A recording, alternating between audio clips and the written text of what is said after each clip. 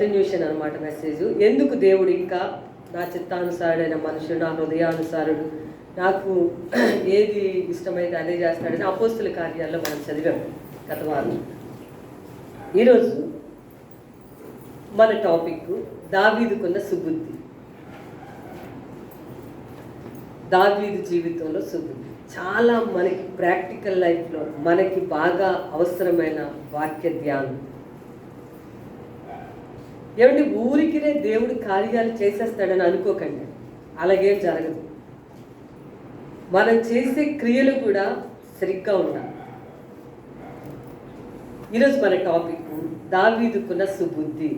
18వ అధ్యాయం, 1 సమూయేలు గ్రంథం 18వ అధ్యాయం 14వ వచనం. 1 శామ్యూయల్ 18 చాప్టర్ 14th verse. మరియు దావీదు సమస్త విషయములలో, చూడండి అందరూ జాగ్రత్తగా చక్కటి మాటలు అక్కడ రాసి, మరియు దావీదు సమస్త విషయములలో సుబుద్ధి కలిగి ప్రవర్తింపగా యెహోవా అతనికి తోడుగా ఉండెను. దావీదు మిగుల సుబుద్ధి గలవాడే ప్రవర్తించుట సౌలు చూచి మరి అధికముగా అతనికి భయపడెను. ఈరోజు మన టాపిక్ సుబుద్ధి. ఏంటి ఇక్కడ జరిగింది, ఏంటి రాశారు అని అంటే, దావీదు సమస్త విషయాలలో, ఎందుకు దేవుడు దావీదుకి అంత స్టేట్మెంటు, ఎవ్వరి ఏ భక్తుని గురించి దేవుడు అంత స్టేట్మెంట్ ఇవ్వలేదు. అసలు దావీదు కోసమే ఎందుకు దేవుడు అంత స్టేట్మెంట్ ఇచ్చారో కొన్ని విషయాలు గత వారంలో మనం నేర్చుకున్నాం. ఈరోజు ఎందుకు దేవుడు అంత గొప్ప స్టేట్మెంట్ దావీదు కోసం ఇచ్చారంటే, సుబుద్ధి. ఇంగ్లీష్లో వైజ్ అనే మాట రాస్తుంది, వైజ్ అనే మాట రాస్తుంది. సో మంచి బుద్ధి కలిగి ఉండటం వలన దావీదు ఎంత చక్కటి మాట రాశారంటే, సమస్త విషయాలలో, అంటే కొన్ని విషయాల్లో మంచిగా ఉంటాడు దావీదు, కొన్ని విషయాలలో సుబుద్ధిగా ఉంటాడు, ఇంకొన్ని విషయాల్లో సుబుద్ధిగా ఉండడు కాదు. ఏంటంటే సమస్త విషయాలలో కూడా, ప్రతి విషయంలో కూడా, ఆయన జీవితంలో ప్రతిరోజు కూడా, ప్రతి క్షణం కూడా, ప్రతి విషయంలో కూడా ఎలా ఉంటాడంటే సుబుద్ధి కలిగి ఉంటాడు. దేవునికి స్తోత్రం, హల్లెలూయా. అందువలన దేవుడు అతనికి తోడుగా ఉండెను. ఎందుకు దేవుడు దావీదుకి తోడుగా ఉండెను? ప్రతి విషయంలో, ఆయన లైఫ్లో ప్రతి పాయింట్లో కూడా సుబుద్ధి కలిగి ప్రవర్తిస్తూ ఉంటాడు. కాబట్టి దేవుడు దావీదుకి తోడుగా ఉండెను. దావీదుకి ఉన్న సుబుద్ధిని చూసి సౌలుకి చాలా చాలా భయం వేసింది. గట్టిగా చప్పట్లు కొట్టి ప్రభువుని భయం, ఖచ్చితంగా భయం వేసి తీరాల్సిందే. ఎందుకనంటే ఏ విషయంలో చూసినా మంచిగా ఉంటాడు. చూడండి, కొంతమందిని చూసారనుకోండి, అంటే కొంతమంది ఇలా ఉంటారు. ఎలా అంటే కొన్ని విషయాల్లో సుబుద్ధి కలిగి ప్రవర్తిస్తారు, కొన్ని విషయాల్లో ఉండరు. కొన్ని విషయాల్లో ఇట్లా వైజ్గా ఉంటారు, కానీ కొన్ని సందర్భాలు వచ్చినప్పుడు వాళ్ళల్లో ఆ సుబుద్ధి కనిపించదు. అదే మనకులాగా, మేము ఫలానా విషయంలో చాలా మంచిగా చాలా బాగా ఉంటామండి, ఫలానా విషయం, అవును అదే చెప్తున్నాను నేను, కానీ కొన్ని విషయాల్లో ఉండదు. దావీదును ప్రతిసారి అబ్జర్వ్ చేసినట్లే మనల్ని కూడా దేవుడు అబ్జర్వ్ చేస్తూ ఉంటే చాలాసార్లు మనం సుబుద్ధి కలిగి ప్రవర్తించటం లేదు. కాబట్టి దేవుడు చాలాసార్లు, అంటే ఈ వాక్యాన్ని బట్టి నేను చెప్తున్నాను, నేను చెప్పాను అనుకోకండి, దేవుని వాక్యాన్ని బట్టి అంటే తోడుగా ఉండడం అన్నమాట. అంటే అంతే కదా, సుబుద్ధి కలిగి లేకపోతే దేవుడు తోడుకుంటాడని మరి కాంటెక్స్ట్ బట్టి అర్థమైందా. అతని ఏ ఇష్యూలో చూసినా, ఎందుకంటే మరి ఈయనేమో ముందు స్టార్టింగ్ ఏమో ఈయన సౌలు ఆయుధాలు మోసే పని చేశాడు. ముందు గొలియాతుని చంపాడు అనుకోండి, ఆయుధాలు మోసే ఉద్యోగంలో చేరాడు. ఆ తర్వాత ఏమో అతనితో పాటు యుద్ధానికి దిగాడు. తర్వాత సహస్రాధిపతిగా వచ్చి ఫ్రంట్ లైన్లో నిలబడి అంటే ఆ జాబ్ చేయాలన్నమాట, యుద్ధానికి పోవాలి. కాబట్టి ఎవ్రీ టైం సౌలు చూస్తున్నాడు. ఏ పాయింట్లో చూస్తున్నా సరే దావీదుని ఎక్కడ తప్పు పట్టడానికి కనిపించలేదు సౌలుకి. ఇంకా అంతేకాదు దేవుడు కూడా అతనికి ఏం చేసినా దావీదుకే తోడుకుంటున్నాడు దేవుడు. ఎందుకంటే దేవుడు తోడుకుంటున్నాడు ఈ వాక్య ప్రకారం? దావీదు సమస్త విషయాలలో కూడా సుబుద్ధి కలిగి ప్రవర్తించాడు. బుద్ధులు బాగుండాలండి,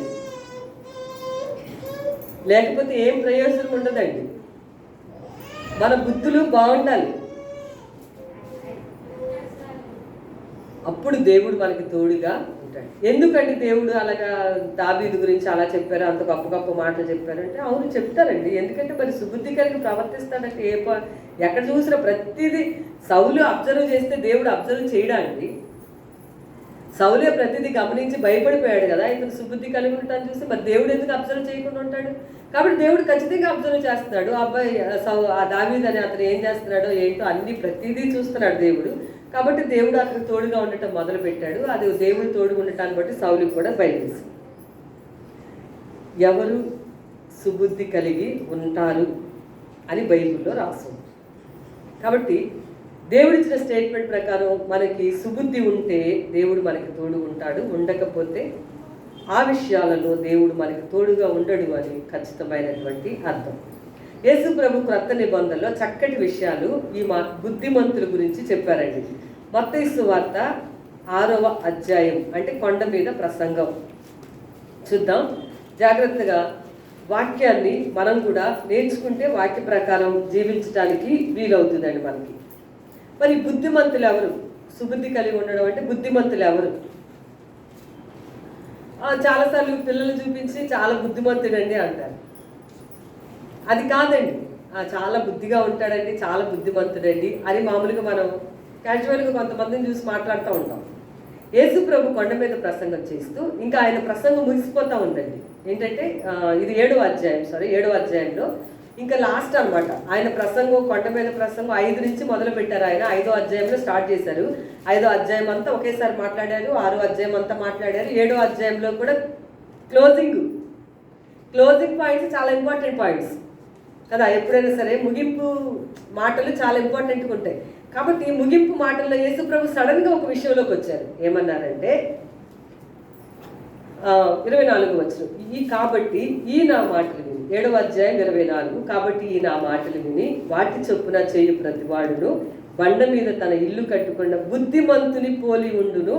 వాన కురిసెను, వరదలు వచ్చెను, గాలి విసిరి ఆ ఇంటి మీద కొట్టెను గాని దాని పునాది బండ మీద వేయబడిన కనుక అది పడలేదు. మరియు నా మాటలు విని వాటి చొప్పున చేయని ప్రతివాడు ఇసుక మీద తన ఇల్లు కట్టుకొనిన బుద్ధిహీనుని పోలియుండును. వాన కురిసెను, వరదలు వచ్చెను, గాలి విసిరి ఆ ఇంటి మీద కొట్టెను, అప్పుడు అది కూలబడినో దాని పాటు గొప్పదని చెప్పెను. ఎవరు బుద్ధిమంతులు? ఎవరు లేకపోతే సుబుద్ధి అంటే ఎవరు కలిగి ఉన్నట్టండి అంటే కనుక యేసు ప్రభు కొండ మీద ప్రసంగం క్లోజింగ్ పాయింట్స్లో ఆయన చెప్పిన మాట, దేవుని మాటలు విని వాటి చొప్పున చేసే ప్రతి వాడు బండ మీద తన ఇల్లు కట్టుకొనిన బుద్ధిమంతుని పోలి ఉండును అని రాసింది. అర్థం ఏంటంటే ఎవరైతే వాక్యాన్ని విని వాటి చొప్పున చేస్తారో వాళ్ళు బుద్ధిమంతులు అని బైబిల్లో రాసి. మనం అనుకునే సుబుద్ధి అంటే మానవుని యొక్క లాంగ్వేజ్లో వాడే పాయింట్ కాదు ఇక్కడ. బండ అంటే యేసు ప్రభు. ఎవరు తమ జీవితాల్లో బాగా వినండి, ఎవరు సొంత ఆలోచనలు వాళ్ళకున్నాయి, సొంత తలంపులు వాళ్ళకున్నాయి, సొంత ఊహలు ఉన్నాయి, సొంత ప్లాన్స్ ఉన్నాయి. కానీ ఏ వ్యక్తి అయితే వాక్యాన్ని జాగ్రత్తగా వింటాడో, ఎవరైతే వాక్య ప్రకారం జీవిస్తారో వాళ్ళు బండ మీద అంటే యేసు ప్రభుని ఆధారం చేసుకుని జీవించేవారు. ఆ మనిషి జీవితంలో వాన వస్తుంది, వరదలు వస్తాయి, గాలి విసురుతుంది, అయినప్పటికీ ఆ ఇల్లు పడదు. అంటే ఆ మనిషి జీవితం కదలదన్నమాట. ఎందుకంటే బండ మీద కట్టుకున్నాడు కదండి ఇల్లు, అంటే జీవితాన్ని వాక్యం మీద కట్టుకున్నాడు కదండి. అతనికి వాన వస్తుంది, వాన పైనుంచి వస్తుంది, అంటే దేవుడు కొన్ని పరీక్షలు పెడతా ఉంటాడు. అలాంటి పరీక్షలు వచ్చినప్పుడు మనల్ని కదలం, వరదలు ఎక్కడి నుంచి వస్తాయి? భూమి మీద నుంచి వరదలు వస్తాయి. భూ సంబంధమైన మనుషుల ద్వారా సమస్యలు వస్తే వాటికి మనం కదలం.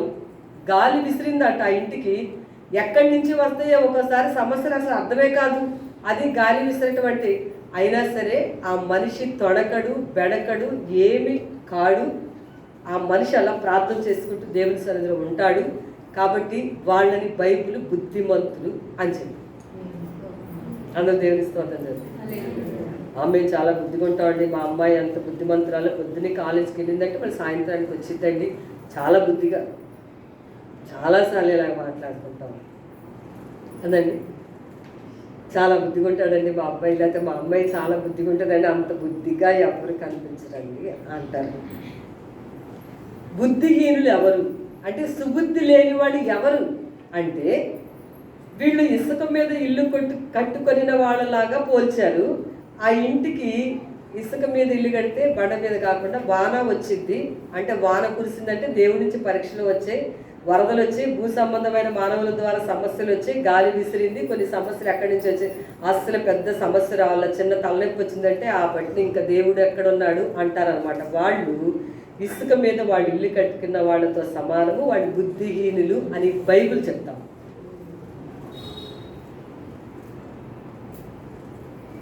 మనం పరిశీలించుకుంటాం మన జీవితాన్ని, మనం ఎలా ఉన్నాము.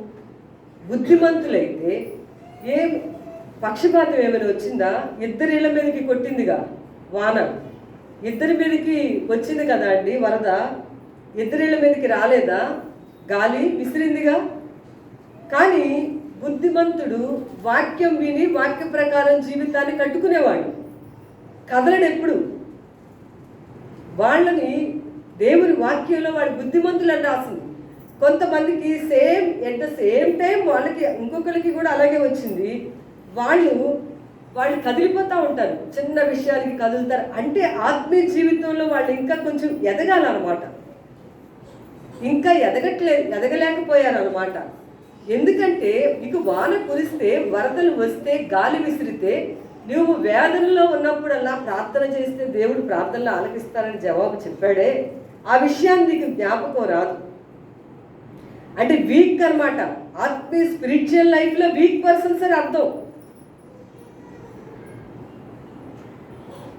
నువ్వు ఆత్మీయ జీవితంలో వీక్గా ఉన్నావు, నువ్వు వీక్గా ఉన్నావు అని చెప్పడం కాదు. నాకు నేను ఎలా ఉన్నానని ఎవరికి వారమే మనం పరీక్ష చేసుకోవాలి. నాకు ఏదైనా చిన్న సమస్య వస్తే నేను ఎలా ఉంటున్నాను, నేను ఎందుకు స్ట్రాంగ్గా ఉండలేకపోతాను? స్ట్రాంగ్గా ఉండను, ఎందుకంటే వాక్యం విని వాటి చొప్పున చేయరుగా. బైబిల్లో రాస్తుందండి, ఎవరికైనా శ్రమ సంభవించినా వాడు ప్రార్థన చేయాలని ఉంది, ఎవరికైనా సంతోషపడి పాటలు పాడుకోండి అని రాస్తుంది. సొల్యూషన్స్ అని బైబిల్లో ఉన్నాయిగా. వాటిని మనం పాటించకపోతే, ఎందుకంటే సరిగ్గా వినరు కాబట్టి దాన్ని చెయ్యరు. కొంతమంది వింటారు కానీ చెయ్యరు కదా. కాబట్టి ఈరోజు బుద్ధిమంతులు ఎవరు? అందుకే నేను మళ్ళీ చెప్తున్నా, దేవుని వాక్యం వినే అవకాశాలని పోగొట్టుకోవద్దు. వినే అవకాశాలు తీసుకోండి, పిల్లలకు కూడా వినే అవకాశాలు ఇవ్వండి. విన్న తర్వాత వదిలిపెట్టొద్దండి. ఏది వింటున్నారో దాన్ని అనుదిన జీవితంలో పెట్టండి. దేవుని వాక్యం ఇలా రాస్తుంది. ఖచ్చితంగా బైబిల్ నమ్మితేనే మనకు లైఫ్ అండి. నేనైతే అలాగే చెప్తాను. బైబిల్ కానీ నమ్మకపోతే లైఫే లేదంటారు. నా సాక్ష్యం అని, అందుకే అలాగే చెప్తాను. బైబిల్ కూడా అలాగే రాస్తుంది. సో దావీదు ఇప్పుడు వాక్యంలోకి వద్దాం. దావీదు ఇప్పుడు సుబుద్ధి కలిగిన వాడు అని రాస్తుంది బైబిల్ కదా. ఇప్పుడు ఏదో పక్షపాతంతో దేవుడు ఏంటి సుబుద్ధి కలగవాడు దావీదని ఆయన గురించి స్టేట్మెంట్ ఇచ్చి బైబిల్లో రాయించిన కారణం ఏంటి?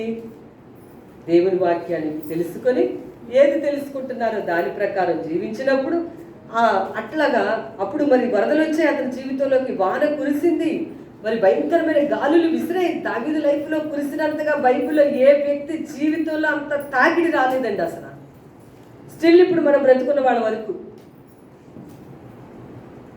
ఇశ్రాయేలు దేశపు రెండో రాజు మీదకి వచ్చినటువంటి వరదలు, వాన, గాలి ఈ భూమి మీద ఉన్న ఒక్క మనిషికి కూడా ఇప్పటిదాకా ఇంకా రాలా. కానీ ఎట్లాగన్నా కానివ్వండి, ప్రతి విషయంలో సుబుద్ధి కలిగే ప్రవర్తించడం దావీదు చేసేవాడంట. గట్టిగా చప్పట్లు కొట్టి ప్రభుత్వం. ఈరోజు మన ఆత్మీయ జీవితంలో మనం ఎందుకు అట్లా ఉండలేకపోతున్నామో, మనము చిన్న వానకి పెద్ద తుఫాన్ వచ్చిందని చెప్తుంటారు కొంతమంది. చిన్న వాన వచ్చిందని కొద్దిగా చినుకులు పడతాయన్నమాట, చాలా పెద్ద తుఫాన్ అండి అంటారు. అంటే సమస్య ఏదైనా చిన్నది వచ్చింది అనుకోండి, చాలా కష్టం అండి అని చెప్తూ ఉంటారు. కారణం ఏంటి, అలాగా ఎందుకు జరుగుతూ ఉంది? ఆత్మీయ జీవితంలో స్ట్రాంగ్గా లేరన్నమాట. ఆత్మీయ జీవితంలో బలంగా లేరు వాళ్ళు. ఎగ్జాంపుల్గా చెప్తున్నాను నేను. జాగ్రత్త అండి, ఎవరు మన మీద జాలిపడరండి. నేను చెప్తున్నాను, మనకి మనమే ఎదగాలి. చెప్పండి, ఏమవ్వాలి? ఎదగాలి మనమే. దేవుడి వాక్యంలో ఎదగాలి, దేవుని ప్రార్థన చేసుకునే విషయంలో ఎదగాలి, సహవాసంగా ఉండే విషయంలో ఎదగాలి. మనల్ని ఎవరు పైకిట్లా లేపరండి. ఇదివరకు నేను రక్షించబడినప్పుడు మీటింగ్స్ ఉండేయండి, ఉద్యోగ సభలను పెడితే మేము పొలో మనకి ఆ మీటింగ్లకు వెళ్ళిపోయేవాడు. అప్పుడు కూడా ఫస్ట్ కూర్చున్నా, నేనే కూర్చునేదాన్ని. ఇప్పుడు అలాంటి మీటింగులు లేవు. అందుకే అపవిత్రమైన ముసలమ్మ ముచ్చట్లను విసర్జించి దేవభక్తి విషయంలో నీకు నువ్వే ప్రాక్టీస్ చేసుకో. నీకు నువ్వే శరీరానికి ఎంత ప్రాక్టీస్ చేస్తామో, వాకింగ్ చేస్తాము, జాగింగ్ చేస్తాము, సైక్లింగ్ చేస్తాము, స్విమ్మింగ్ చేస్తాం, శరీరానికి డాక్టర్ గారు ఏం చెప్తే అది చేస్తామా? ఆత్మకి కూడా ఇవి ఉండాలన్నమాట. అప్పుడు లేకపోతే చిన్న చిన్న చినుకులు పడితే తుఫాన్ అన్నట్టుగా చిన్న చిన్న శ్రమలకు కూడా కృంగిపోయి, వేసారిపోయి, దుఃఖపడిపోయి, వేదనలో పడిపోయి ఆ జీవితం ఇవ్వడానికి దేవుడు మనల్ని పిలవలా. తన దగ్గరకు వచ్చేవారు, ఆశీర్వదింపబడేవారు ఉండాలని దేవుడు ఇష్టపడతా ఉన్నాడు. దేవునికి స్తోత్రం. హల్లెలూయా. తన పిల్లలు ప్రతి విషయంలో దీవించబడిన వారిగా ఉండాలని దేవుడు ఇష్టపడుతున్నాడు. కాబట్టి సుబుద్ధి కలిగి ఉండడం అనేది అంటే ఏంటో ముందు మైండ్లోకి చాలా జాగ్రత్తగా వాక్యాన్ని పెట్టండి. సో ఇప్పుడు దావీదు ప్రతి విషయంలో కూడా సుబుద్ధి కలిగి ఉన్నాడు. బైబిల్లో ఎంత మంచి మనసుందో దావీదు, ఎంత జ్ఞానంగా అతడు ప్రతి విషయంలో ప్రవర్తించాడు. 1 సమూయేలు గ్రంథం 30వ అధ్యాయంలో అది కొన్ని పాయింట్స్ నేను చెప్పగలను, అన్నీ మీరు చదువుకోండి. సమూయేలు రాసిన మొదటి గ్రంథం బైబిల్ క్విజ్ అండి, అందుకే నేను ఈ టాపిక్ మీద తీసుకొని మాట్లాడుతున్నాను ఈ సంవత్సరం. మరి 1 శామ్యూయల్లో 30వ చాప్టర్లో నాకు చాలా అంటే ఈ వాక్యం అంతా చదువుతున్నప్పుడు చిన్న చిన్న క్లిప్పింగ్స్ లాగా నేను అవి తీశాను అనమాట. ఎందుకంటే కొన్ని మనం గుర్తుపట్టలేము, అవి చాలా బాగుంటాయి. 30వ అధ్యాయంలో ఎలాంటి సుబుద్ధి కలిగిన వాడు దాన్ని వైజ్ బ్యానర్ రాసింది. ఎలాగ ఉండేవాడు అని అంటే 1 శామ్యూయల్ 30వ చాప్టర్లో ఒక 11వ వచనం 11th వర్స్ చూద్దాం. ఒక పొలములో ఒక ఐగుప్తీయుడు కనబడిన వారు దావీదు వద్దకు వాడిని తోడుకొని వచ్చి, వాడు 3 రాత్రింబగళ్ళు అన్నపానములేమీ పుచ్చుకొనలేదని తెలుసుకుని వానికి భోజనం పెట్టి దాహం ఇచ్చి అంజూరపు ఆడలోని ముక్కలు 2 ద్రాక్ష తీగలను వానికి ఇచ్చి వాని భోజనం చేసిన తర్వాత వాడి ప్రాణము తెప్పరిల్లేదు. చూడండి, ఇక్కడ దావీదు సుబుద్ధి గురించి ఇప్పుడు ఈరోజు మనం నేర్చుకుంటున్నాం. అసలు ఎలాంటి పర్సనాలిటీ, వ్యక్తిత్వం ఉంది అతనికి అంటే ఏంటో చెప్పాను. నెక్స్ట్ ఆయన లైఫ్లో నుంచి కొన్ని మాటలు చెప్తాం. ఏ విధంగా అతను సుబుద్ధి కలిగి ఉండేవాడండి అని అంటే, మరి ఒకసారి చాలా చిక్కుల్లో పడ్డాడు దావీదు. సిక్లగు అనే ఊళ్ళో గొప్ప చిక్కుల్లోకి వచ్చాడు. భయంకరమైనటువంటి విధంగా సౌలు చేత తరం పడతా ఉన్నాడు అనమాట. అప్పుడు దావీదు వాళ్ళ భార్యలు, పిల్లలు అందరూ కూడా ఒక ప్లేస్లో ఉన్నారు. వీళ్ళు బయటికి వెళ్ళినప్పుడు అమాలేకీయులు వచ్చి ఇక్కడ ఉన్నటువంటి భార్యల్ని, పిల్లల్ని తను నమ్ముకొని ఇంకా కొంతమంది వచ్చారు. దగ్గర ఒక 600 మంది ఉన్నారని బైబిల్లో రాశారు. వీళ్ళందరినీ కూడా శత్రువులు తీసుకెళ్ళిపోయారు. నో మోర్ అంటే ఇంకా దావీదుకు సంబంధించిన వాళ్ళు ఎవ్వరు కూడా లేరు అనమాట.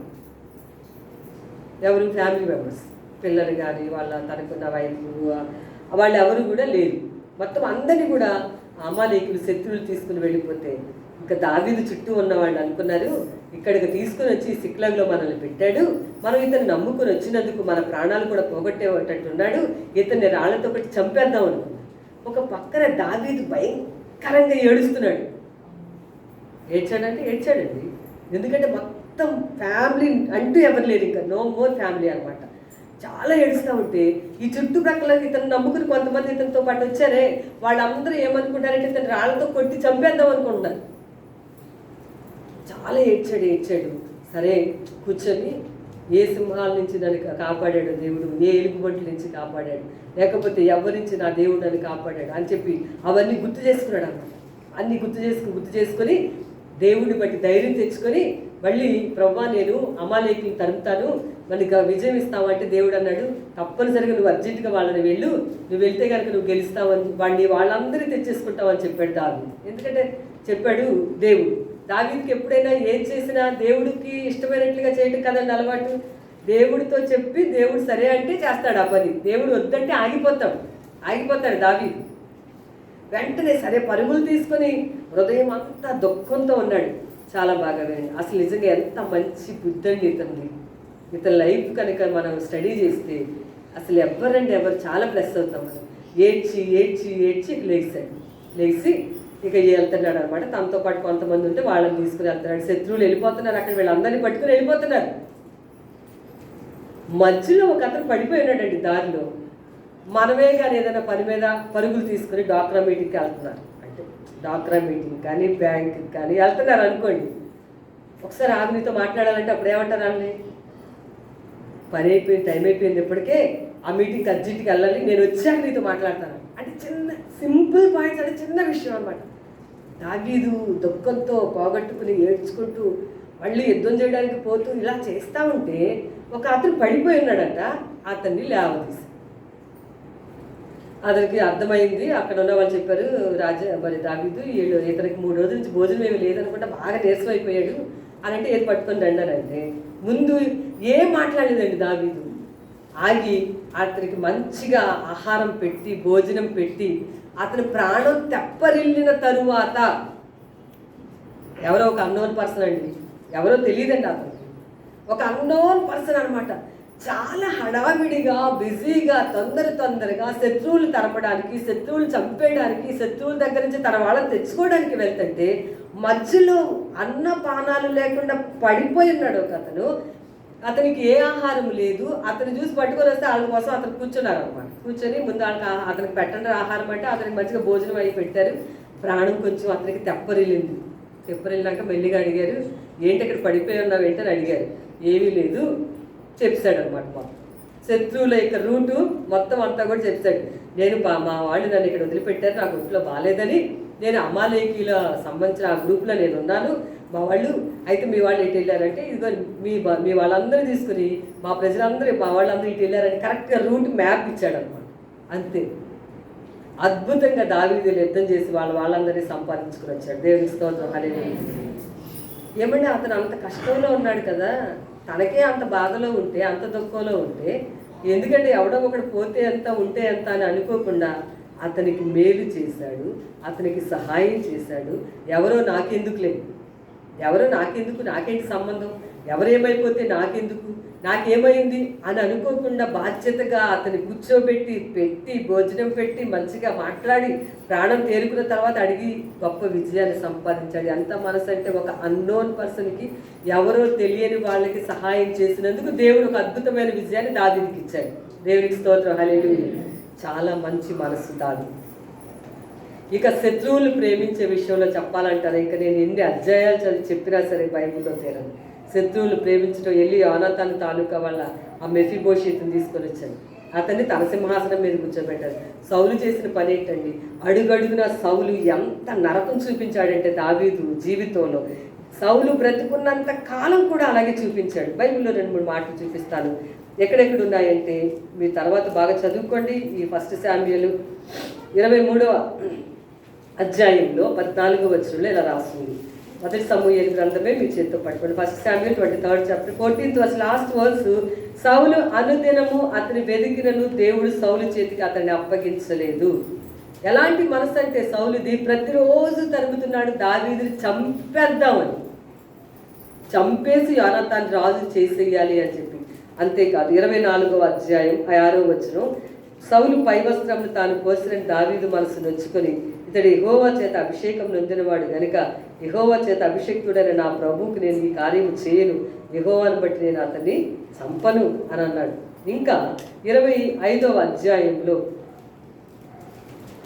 26వ అధ్యాయంలో ఇంకా రాస్తుంది. 26లో అయితే 26, 23లో యెహోవా ఈ దినము నిన్ను నాకు అప్పగించను, నేను యెహోవా చేత అభిషేకం నొందిన వారిని చంపనల్లకపోయినందున ఆయన నా నీతిని నా విశ్వాస్యతను చూచి నాకు ప్రతిఫలము దయచేయము.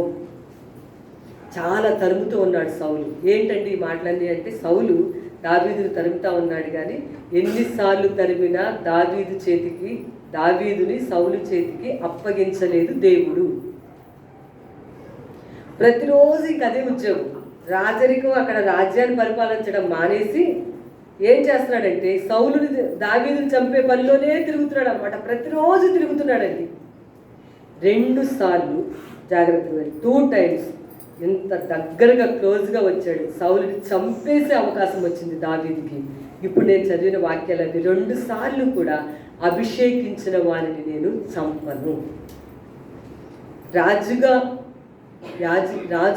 అయినటువంటి సౌలుని నేను చంపను. అతని యొక్క అధికారానికి నేను లోబడి ఉంటాను ఒక ప్రజగా. కాబట్టి నా రాజుని నేను చంపను. రెండో విషయం, దేవుని చేత అభిషేకించబడిన వారిని నేను చంపను, అతన్ని నేను ఏమి కూడా అననని చెప్పి దావీదు అతన్ని విడిచిపెట్టినటువంటి అంత గొప్ప మనసు దావీదుది. దేవునికి స్తోత్రం, హల్లెలూయా. సౌలు ప్రతిరోజు తరుముతున్నాడు చంపేద్దామని.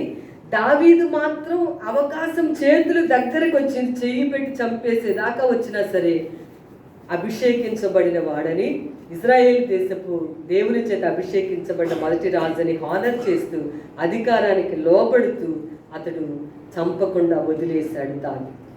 అంత సుబుద్ధి దావీదు యొక్క జీవితంలో మనం చూడవచ్చు. దేవుని స్తోత్రం. ఈరోజు వాళ్ళు చేసిన దానికి మేము ఇలాగే చేస్తాం, వీళ్ళు చేస్తే మేము ఇట్లాగే చేస్తాం, వాళ్ళు మాకు ఇట్లా అన్నారు కాబట్టి మేము తిరిగి అలా చేస్తాం. వాళ్ళు పలానా 1970 సంవత్సరంలో మమ్మల్ని అలాగే బాగా కష్టపెట్టారు కాబట్టి ఇప్పుడు 2021 సంవత్సరం ఇప్పుడు మేము కష్ట తీర్చుకుంటాం. 69 సంవత్సరంలో మమ్మల్ని పలానా మాట అన్నారు, ఇప్పుడు ఆ మాట నేను మళ్ళీ చెల్లించాను. ఇదే కదా మన స్వభావం.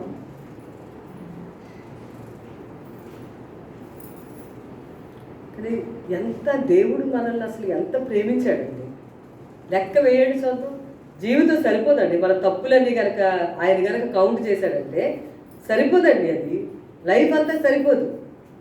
వాళ్ళకి తిరిగి ఇలా చేయాలి, వీళ్ళు ఇలా చేయాలి, వీళ్ళు కక్ష పెట్టుకోవాలి.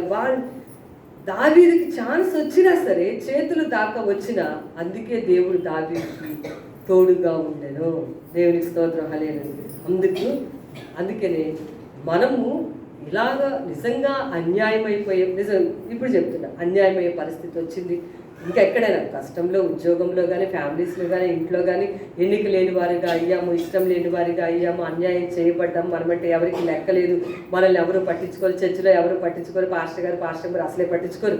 మేమంటే ఎవరికి లెక్కలేదు. ఎవరిని లెక్క చేస్తాడు దేవుడు తప్పకుండా మనందరినీ లెక్క చేస్తాడు, లెక్క చూస్తాడు. నా లెక్క కూడా ఆయనే చూస్తాడు. దేవునికి స్తోత్రం, హల్లెలూయా. మన అందరి లెక్క త్రాసు కరెక్ట్గా ఉంటుందండి. త్రాసులో ఈ బ్యాలెన్స్లో తప్పు లేదు. దేవుడి త్రాసులో నువ్వు చేసినదే నీ మీదకు వచ్చి ఇవాళ చదువుకున్న వాక్యంలో వాళ్ళు త్రవ్విన గుంటలో వాళ్ళే పడిరి అని రాస్తుంది. కిందటికి వాక్యతంలో కూడా రాస్తుంది అన్నమాట. అందుకే మన మట్టుకు మనమైతే మనకి నిజంగా మంచి చేసే అవకాశం ఉండి, అందుకే ఎస్తేరుతో మద్దకన్నాడు, నువ్వు ఇక్కడికి ఎందుకు వచ్చావు ఆలోచించుకో, నువ్వు సహాయం చేయకపోతే మాకు సహాయం తప్పకుండా వస్తుంది, కానీ నువ్వు నీ ఇంటి వారు మాత్రం నశిస్తారు జ్ఞాపకం చేసుకొని మద్దకే చెప్పాడు. మనకి సహాయము దేవుడి నుంచి తప్పకుండా వస్తుందండి. అటువంటి విశ్వాసంతో మనం ప్రతి పాయింట్లో కూడా సుబుద్ధి కలిగి ఉండటం అలవాటు చేసుకోవాలి. మనం చేసిన వాళ్ళకే మనం చేస్తే ఏంటంటే ఇంకా ఉపయోగం ఉంటుంది. చెయ్యని వాళ్ళకి సహితం, అంటే ప్రభుని ఎరగని వారిని సహితం అలా అనుకోడిపోయి వాళ్ళకి మనం చేసి ప్రేమను చూపించేవారు ఉండాలి. అది దావీదు జీవితంలో మనకి కనిపిస్తుంది. దేవునికి స్తోత్రం, హల్లెలూయా. ఇంకెలా ప్రేమిస్తూ లేకపోతే అభిషేకాన్ని గౌరవిస్తూ సుబుద్ధి కలిగి సౌలు మీద ప్రతీకారం తీర్చుకోకుండా, పగ తీర్చుకోకుండా దేవుడికి అప్పచెప్పాడు దావీదు. ఇంకా ఎంత మంచి మనసు ఉందో నేను ఇంకొక పాయింట్ చెప్తాను. తను ఏదైనా తప్పు చేసినప్పుడు ప్రవక్తలు వచ్చి చెప్తే వాళ్ళని మీద ఎదురు తిరగలేదు దావీదు. చాలా ఎక్సలెంట్ పాయింట్. ఈ విషయం మన జీవితంలో ప్రతిరోజు నేర్చుకోవాలి. మనమండి వాక్యం వినేటప్పుడు, ఇంటి దగ్గర సిద్ధపడి వచ్చేటప్పుడు, దేవా ఈరోజు నువ్వు నాతో మాట్లాడు, నన్ను సిద్ధపరచు ప్రభా, ఏ వాక్యం ద్వారా నువ్వు నాతో మాట్లాడుతావు, ఈరోజు నాతో మాట్లాడి నన్ను దర్శించు ప్రభా అని ప్రేయర్ చేసుకుని రావాలండి సిద్ధపడి. అప్పుడు దావీదుకి ఎంత మంచి మనసు ఉందంటే, నేను ఈ పాయింట్ మీకు తప్పకుండా చెప్పాలి. ఇది కూడా మంచి మనసు అంటాను, చాలా చాలా ఎక్సలెంట్ అనమాట. ఏంటి అని అంటే, బత్షెబతో తప్పు చేసినప్పుడు అతను నాతాను ప్రవక్త వచ్చి మొత్తానికి ఒక స్టోరీ చెప్పాడు అనమాట. గొర్రెల గురించి చెప్పినప్పుడు మహా తెలివండి దావీదు. ఉపమానమే చెప్పాడు అంతేగాని మామూలుగా విషయాలు చెప్పలేదు అతను. అసలు ఉపమానం చెప్పుకొచ్చాడు, గొర్రెలు ఉన్నాయి అలాగే ఇలాగా అని చెప్తా ఉంటే జాగ్రత్తగా విన్నాడు అనమాట. చివరికి అతనికి తప్పకుండా పనిష్మెంట్ ఇవ్వాలన్నాడు. ఎవరు? దావీదు. ఇలా చేశాడా, ఫలానా వ్యక్తి అన్యాయం చేశాడా, ఒక్క గొర్రె ఉన్నది కూడా తీసేసుకున్నాడా, అతనికి అన్నీ ఉన్నాయి కదా, మరి అలాంటప్పుడు అతని గురించి ఎందుకు తీసుకోవాలి, అతనికి పనిష్మెంట్ ఇవ్వాలనంటే నాతాను ప్రవక్త, ఆ మనిషివి నువ్వే అలా చేసావు. బత్షెబని అతనికి ఉన్నది ఒకే ఒక భార్య, నీకు చాలామంది భార్యలు ఉన్నారు. ఆ రోజుల్లో అలా ఉండేది, ఇప్పుడు అలా ఉండకూడదు, ఉండదు. ఓకే, నువ్వు చేసింది, ఆ తప్పు చేసిన వ్యక్తివి నువ్వే. అసలు ఎంత సూటిగా. అందుకేనండి యాక్చువల్గా ఆ రోజుల్లో స్త్రీలు వచ్చి రాజులతో మాట్లాడడం, ఆ సంస్కృతి సాంప్రదాయాలు లేవండి అప్పట్లో, నెవ్వర్ అండ్ నెవ్వర్. కానీ తెక్కువ స్త్రీ వచ్చి మాట్లాడింది దావీదుతో. అంటే తన క్యారెక్టర్లో ఎలా ఉంటుందంటే, తనకి ఎవరైనా ఏదైనా చెప్తే వెంటనే కరెక్ట్గా రెస్పాండ్ అవుతాడు. అవును, నిజమే, నేనే చేస్తాను తప్పు, మీరు అన్నది కరెక్ట్ అంటాడు అనమాట. అంతే తప్ప నేను ఎక్కడ చేశాను, నేను చేయలేదు, మీరు నా గురించి చెప్పారు, నేను అలాగే ఎప్పుడు చేశాను, నేను అట్లా అనలేదు, మీరు నా గురించి తెలుసుకున్నారు, ఇట్లాంటి అసలు ఉండవు అనమాట దావీదు జీవితంలో. ఎలాంటి విషయాన్ని తీసుకొని చెప్తున్నాడండి నాతాను. బత్షెబతో చేసిన పాపాన్ని తీసుకొచ్చి డైరెక్ట్గా రాజుతో చెప్తున్నాడు. రాజుగారికి ఎంత ప్రెస్టేజ్ ఉంటాయి అసలు. ప్రెస్టేజ్ని తీసి పక్కన పెట్టి, మనకి ఇప్పుడు చాలా ప్రెస్టేజ్లు, రకరకాల ప్రెస్టేజ్లు ఉంటాయి. కులం అనే ప్రెస్టేజ్, మతం అనే ప్రెస్టేజ్, ఉద్యోగం అనే ప్రెస్టేజ్, డబ్బు అనే ప్రెస్టేజ్, ఇళ్ళు అని కదండి, వాహనాలు. కరోనా వచ్చిన తర్వాత కూడా బతికాం కాబట్టి ఇక్కడ ఉన్నాం. కానీ కరోనాతో కనుక వెళ్ళిపోతే కనుక మనకేం ఉండేవి కాదు కదండి. అవన్నీ బతికిపోయాం, దేవునికి స్తోత్రం, హల్లెలూయా. ఏం ప్రెస్టేజ్ పోకుండా, అవునండి నేను తప్పు చేశానండి, ఆ మనిషిని నేనేనండి అన్నాడు. ఆసారాజుకి ఇలాగే వచ్చి చెప్తే హనాని అనే ప్రవక్త ఆసారాజు ఏం చేశాడు తెలుసా, బందీగృహంలో పెట్టి పనిష్మెంట్ ఇచ్చి ఘోరంగా అతను హింస పెట్టాడు. అతను దావీదు అలా చెప్పడండి. నాతాను ప్రవక్త గారు, మీరు చెప్పింది నా గురించి అని నాకు అర్థం, నేనే ఆ పని చేశాను, ఆ పని చేసిన వాడు నేనే అని చెప్పి చాలా ఏడ్చి చాలా పశ్చాత్తాపడి 51వ కీర్తన రాశాడు. దేవునికి స్తోత్రం, హల్లెలూయా. 51వ కీర్తన రాశాడు. నా అంతరంగంలో స్థిరమైన మనసు పుట్టించు ప్రభా, నా మనసు స్థిరంగా లేకుండా పోయింది ఏంటి ప్రభా, నా మనసు ఎటో ఇటో తిరుగుతుంది ప్రభా, ఇప్పుడు నేను స్థిరంగా ఉండేటట్టుగా చూడు తండ్రి నన్ను. చూడండి 51లో రాశాడు కదా, 10వ వచనంలో, దేవా నా యందు శుద్ధ హృదయం కలుగచేయుము. దేవునికి స్తోత్రం, హల్లెలూయా. కీర్తనలో అంటాడు, ప్రభా నిజంగా అతను చెప్పింది కరెక్టే, నేను చేసింది కరెక్టే, అతను చెప్పడం కరెక్ట్, నేను చేసింది తప్పు ప్రభా, నా యందు శుద్ధ హృదయం దయచే ప్రభా, నాకు పరిశుద్ధమైన మనస్సు దయచే ప్రభా, నా మనస్సు కుదురుగా ఉండట్లేదేంటి ప్రభా, ఈ మనస్సుకి స్థిరత్వాన్ని దయచే ప్రభా. ఇంకా చాలా అన్నాడులేండి, అవన్నీ నేను చదవట్లేదు అని చెప్పి ప్రార్థన చేసుకుని దేవుని దగ్గర క్షమాపణ పొందుకుని ఆ పాపం నుంచి అతను దేవుని యొక్క కృపను పొందుకున్నాడు. దేవునికి స్తోత్రం, హల్లెలూయా. ఆలోచించండి, అతిక్రమాలు దాచిపెట్టువాడు వర్ధిల్లడు, వాటిని ఒప్పుకొని విడిచిపెట్టువాడి కనికరము పొందుడు.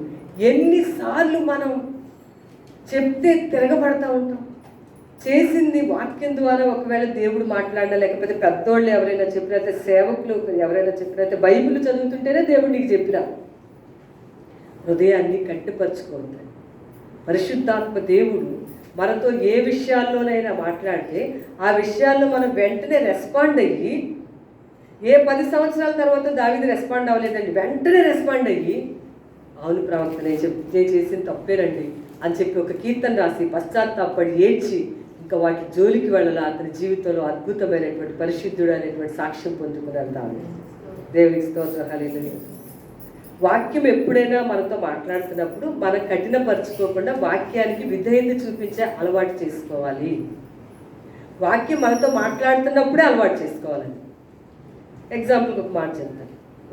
మనం ఒక రైల్వే ట్రాక్ మీద నిలబడ్డాము అనుకోండి, పర్వాలేదులేండి, ఒక 10 సంవత్సరాల తర్వాత, ఒక 5 సంవత్సరాల తర్వాత నేను దాని గురించి ఆలోచిస్తానండి, ఆ తప్పు గురించి.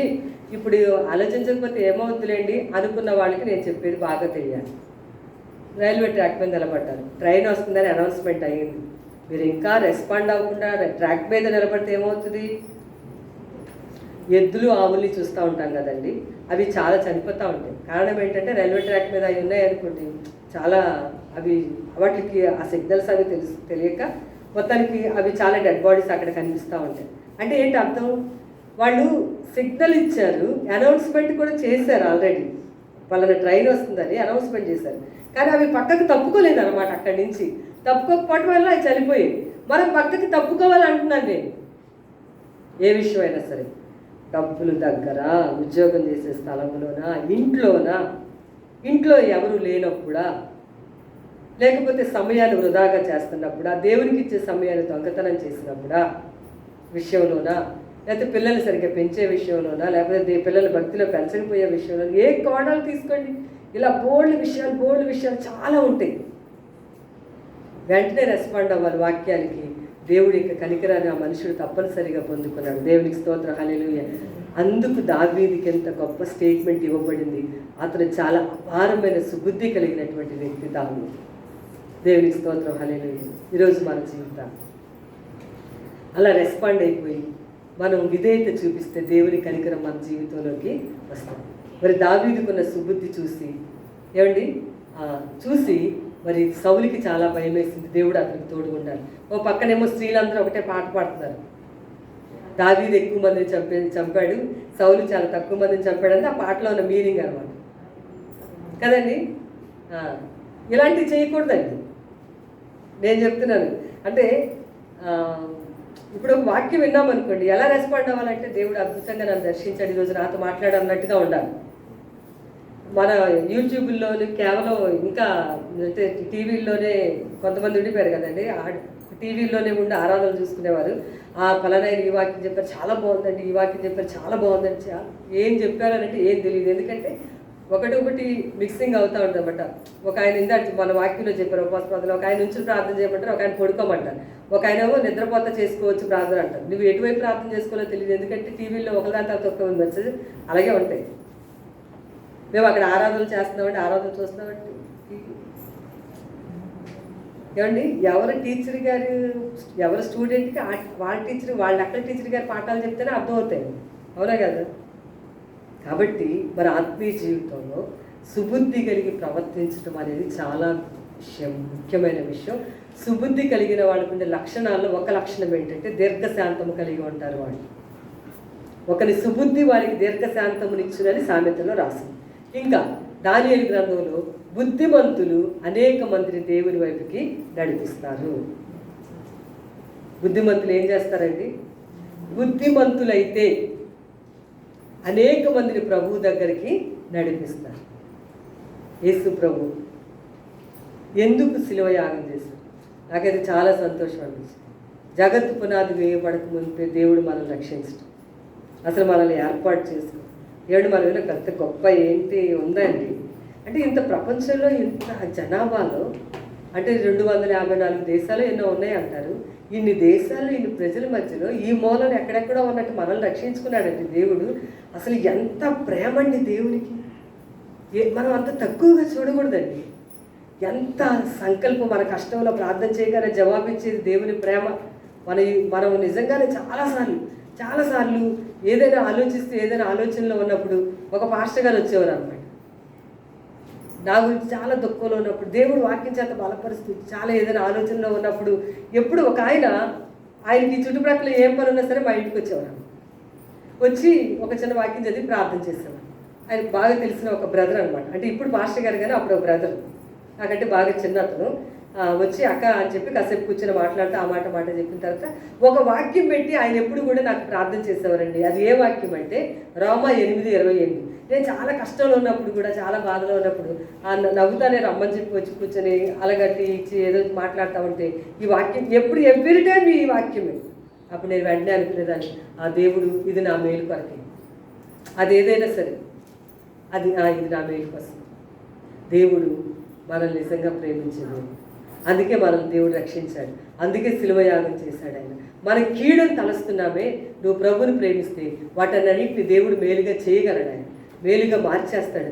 అందుకే మన కరువైన, కటకమైన, వస్త్రహీనతైన, ఉపద్రవమైన ఆర్థిక ఇబ్బందులైనా, ప్రేమ ఎవరు ప్రేమించిన పరిస్థితులైనా, మనం ఎట్లాంటి స్థితిలో ఉన్నా క్రీస్తు ప్రేమ నుండి ఏది మనల్ని దూరం చెయ్యకూడదు, మనం దూరం అవ్వకూడదు.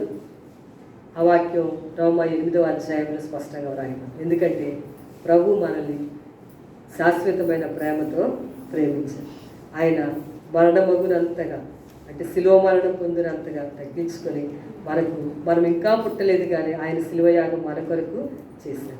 ఎందుకు అంటే నిజంగా చాలా చెప్తున్నాను, ఆశీర్వాదకరమైన జీవితం ఇవ్వాలని, దీవెనకరమైన జీవితం మనం జీవించాలని, ఆయనలో ఈ భూమి మీద మన సంతోషంతో సమాధానంగా బ్రతకాలని, మన చిక్కుల్లో, మన శ్రమల్లో, బాధల్లో కూరుకుపోకూడదని దేవుడు మనల్ని అంతగా ప్రేమించి ఆ శిలువయాగాన్ని ఆయన మన కొరకు చేశారు. మనం బాధలు పడి కష్టాల్లో ఉండేది కాదు. ఆ పరిష్కారం అంతా బైబిల్ మనకి చూపిస్తాము. కాబట్టి మనం కూడా ఆయన ప్రేమను గుర్తిరిగి మొదట ఆయన ప్రేమించాడు కాబట్టి మనం ఆయన ప్రేమిస్తూ ఉన్నాం. ఇప్పటికీ అప్పటికి ఈరోజు చెప్పిన వాక్య ప్రకారం పూర్ణ హృదయంతో, పూర్ణ మనసుతో, పూర్ణ హృదయంతో, పూర్ణ వివేకంతో మొదటిగా చెప్పండి అందరూ ఆ మాట, మొదటిగా ప్రభువునే ప్రేమిద్దాము. దేవుడి మాటలు వినికిడిలో దీవించి ఆశీర్వదించునుగాక. ఆమేన్. God bless you.